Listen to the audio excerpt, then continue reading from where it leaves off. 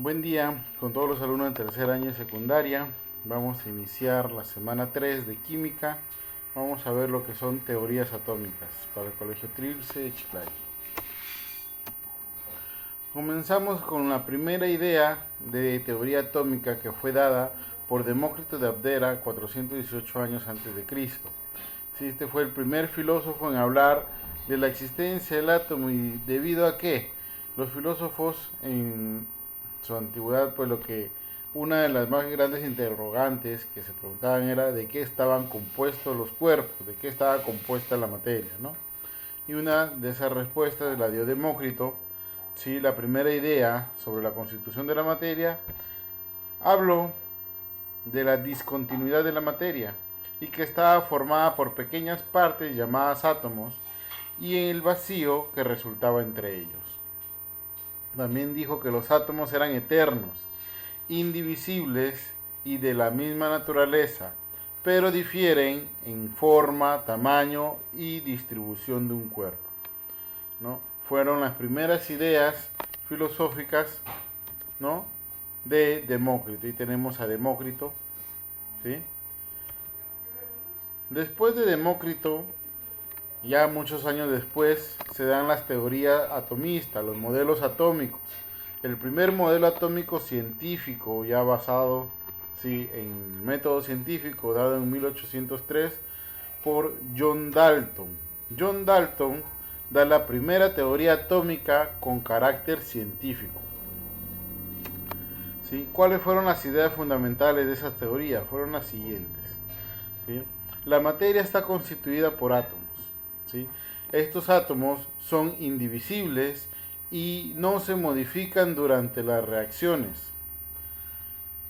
Todos los átomos de un elemento químico son iguales entre sí y distintos los átomos de otro elemento químico. Es decir, John Dalton nos hablaba que todos los átomos de oxígeno son iguales, no tienen ninguna diferencia. Todos los átomos de cobre son iguales, no tienen ninguna diferencia, ¿no? Y los átomos entre cobre y oxígeno pues son totalmente diferentes, ¿no? Y la cuarta idea fue que los compuestos se forman por la unión de átomos de distintos elementos. Ahí tenemos John Dalton. Hoy en día podemos saber que algunos de sus postulados son incorrectos, ¿no? Por ejemplo, si recordamos la última clase de especies químicas, podemos decir que el tercer postulado está incorrecto, porque sabemos que existen los isótopos, que son átomos del mismo elemento que presentan diferencias. Y también existen los isóbaros, isótonos e isoelectrónicos, que son átomos de diferentes elementos que presentan similitudes, ¿no? Pero hay algunos postulados que aún se mantienen, ¿no? Como el cuarto, que los compuestos están formados por la unión de átomos distintos, ¿no? Vamos a continuar con el siguiente modelo atómico de Thomson, Joseph J. Thomson, y los fenómenos que demuestran la relación entre la constitución de la materia y la presencia de electricidad. Dalton habló solamente del átomo, que la materia estaba formada solo por átomos, pero Thomson descubre que estos átomos tenían cargas eléctricas, ¿sí? Y descubre la carga eléctrica de estos átomos. Estas fueron sus ideas, ¿sí? Fueron los experimentos que hizo, ¿no? Y lo que llegó a concluir su modelo atómico. Lo tenemos por acá. Ahí tenemos a Joseph Thomson. Dice, frotar objetos entre sí causa electricidad estática, electrostática. El paso de la corriente dispone algunos compuestos en sus partículas más elementales, ¿sí? A eso se le llama electroforesis. La formación de las partículas eléctricas cuando sometes a un elevado potencial eléctrico de un gas encerrado en un recipiente bajo presión y los electrones tienen carga eléctrica negativa, son idénticos y todos los elementos químicos. Bien, vamos a explicar esto. ¿Qué trataba de explicar con frotar los objetos entre sí? Demuestra que todos los objetos están formados por átomos y estos átomos tienen electrones. Si nosotros frotamos un objeto con otro, estamos traspasando electrones con electrones y cargando a uno de los objetos con mayor cantidad de electrones. ¿cuál va a ser el objeto que más se cargue? Pues el que tenga mayor fuerza magnética para atraer más electrones, ¿no? Ese va a ser el que va a generar mayor electricidad electrostática, ¿no? El paso de la corriente eléctrica dispone algunos compuestos de partículas más elementales. ¿Qué quiere decir esto? Cuando pasa la corriente eléctrica por ciertos compuestos, es más fácil que pase por los metales que por los no metales. A esto lo que llamamos conductividad eléctrica. Pues, ¿y esto a qué se refiere? Que hay ciertos elementos que tienen la capacidad de transportar más energía eléctrica porque tienen más electrones en la parte externa del átomo, ¿sí? Era lo que trataba de explicar. La formación de las partículas dentro de un gas encerrado. Es decir, si nosotros pasamos electricidad dentro de un tubo que está conteniendo un gas a baja presión, pues se va a notar sus partículas de forma luminiscente. Eso es algo que lo podemos demostrar con un fluorescente. Eso es lo que pasa en los fluorescentes. Y es así como Thomson llega a demostrar que el átomo es una masa, para él es una masa de carga positiva, ¿sí? Y que presenta electrones de carga negativa, ¿sí? Muy bien. Luego vino Rutherford, que hizo su experimento en 1911 lanzando partículas alfa de carga positiva sobre una lámina de oro. Ahí lo tenemos a Rutherford, que está rodeada de un negativo. Este fue su experimento. Rutherford dispara rayos alfa de carga positiva sobre la lámina de oro. Y aquí puede comprobar que varios rayos pasan de manera directa, muchos otros se desvían y unos cuantos regresan. Entonces, ¿a qué conclusiones llega Rutherford con su experimento? Pues la primera es que la mayoría de partículas alfa traspasan la lámina de oro.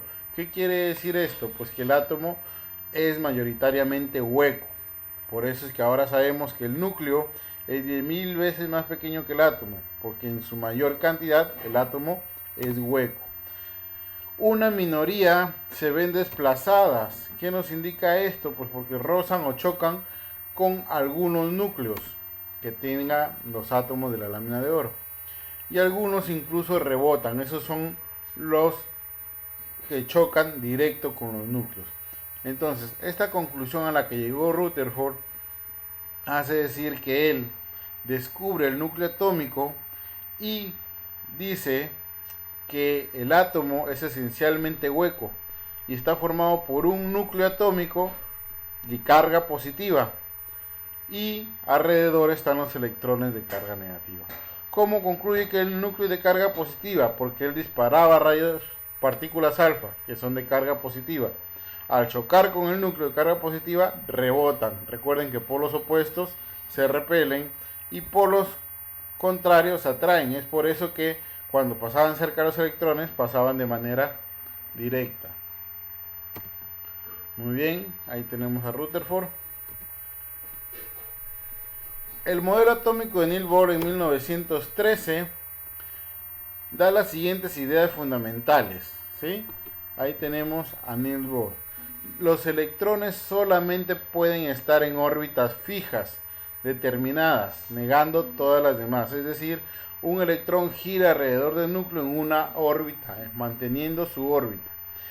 Que en cada una de estas órbitas los electrones tienen asociado determinada energía. Cada electrón gira alrededor con una energía determinada, ¿sí? Que es mayor a las órbitas externas. Es decir, mientras más lejos está el electrón, mayor es la energía con la que gira. Que los electrones no irradian energía al girar en torno al núcleo, ¿sí? El átomo emite y absorbe energía solamente cuando un electrón salta de una órbita a otra. Es decir, explicando el punto C y D, mientras el electrón gira alrededor del núcleo, no gasta energía. Pero cuando gasta energía o cuando absorbe energía, cuando pasa de un nivel a otro nivel para seguir girando alrededor del átomo, ¿no? Estos saltos de órbita se producen de forma espontánea, ¿sí? Hasta la actualidad se sigue estudiando el comportamiento del electrón. En realidad aún no se logra entender de manera completa cómo es que se mueve, en qué momentos da el salto de un lado a otro, ¿sí? Hasta la actualidad es un son estudios que se vienen haciendo, ¿no? Que en el salto de una órbita a otra, el electrón no pasa de ninguna órbita indeterminada, ¿sí? Es decir, no puede saltar de una órbita a otra saltándose una órbita, tiene que ser a una órbita continua. ¿Sí? Eso es lo que hacen los electrones cuando saltan de una órbita a otra. Muy bien, estos son los 4 modelos atómicos iniciales. ¿Sí? Espero que lo hayan entendido. Si tienen alguna duda, no duden en repetir el video o dejarme un mensaje de texto en el intranet. Un gusto saludarlos a todos. Espero que se cuiden mucho. Nos estamos viendo en la próxima clase.